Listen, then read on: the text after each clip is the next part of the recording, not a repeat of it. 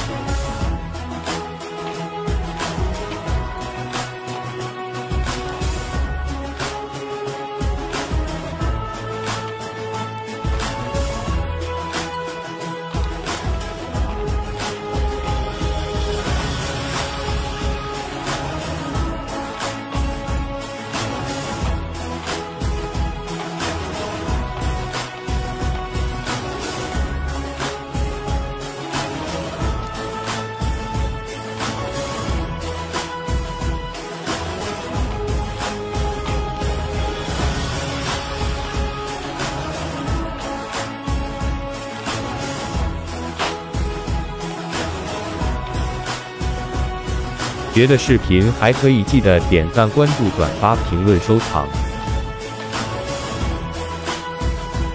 好了，本期视频就和大家分享到这里了，咱们下期视频再见，拜拜。